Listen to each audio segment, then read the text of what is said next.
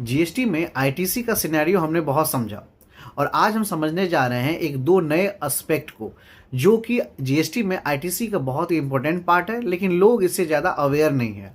हम और आप आज इसे बड़े ही आसान शब्दों में समझेंगे सेक्शन 19 के माध्यम से, जो बात करता है GST ITC on job work and GST ITC on capital goods. ये बहुत ही इंपॉर्टेंट एस्पेक्ट हैं जीएसटी में आईटीसी से रिलेटेड, और इस दोनों में एक ड्यूरेशन है। उन दोनों ड्यूरेशन को हम विथ एग्जांपल समझेंगे।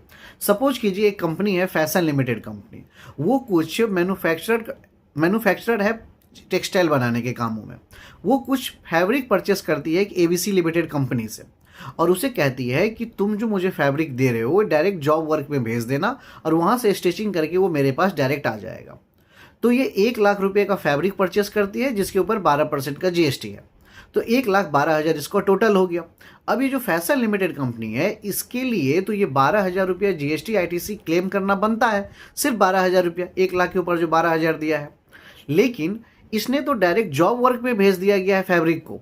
तो जब जॉब वर्क में चला जाता है कोई कपड़ा, अब ट्रेलर के पास जो चला गया है जॉब वर्क के लिए, अब तो उसे वो स्टिचिंग करके देगा। अब वो टोटल अगर 1 साल के अंदर, मतलब कोई भी जॉब वर्कर अगर 1 साल के अंदर उस प्रोडक्ट को अगर डायरेक्ट प्रिंसिपल के पास भेज देता है, मतलब जो कंपनी है, जो मैन्युफैक्चरर है उसके पास अगर वो भेज देता है स्टिचिंग करके, सारा जॉब वर्क का काम करके, तो ही वो जो फैशन लिमिटेड कंपनी है उस 12,000 रुपये को क्लेम कर सकती है, अदरवाइज नहीं।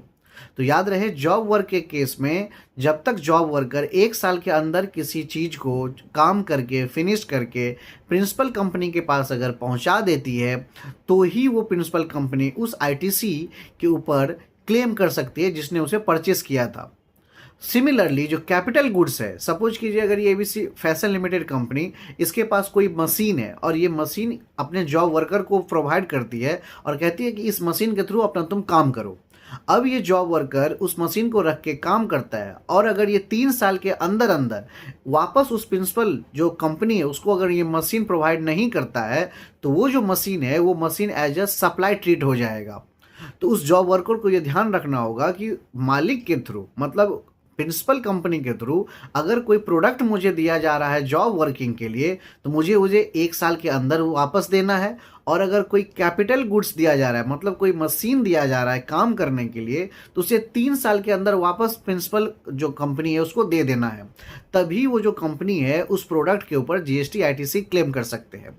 आई बात समझ में? अगर आपको किसी भी तरह का कन्फ्यूजन हो रहा हो तो please let me know in the comment box. मैं आपको एग्जाम्पल के थ्रू पूरे कमेंट बॉक्स में समझा कर बता दूंगा।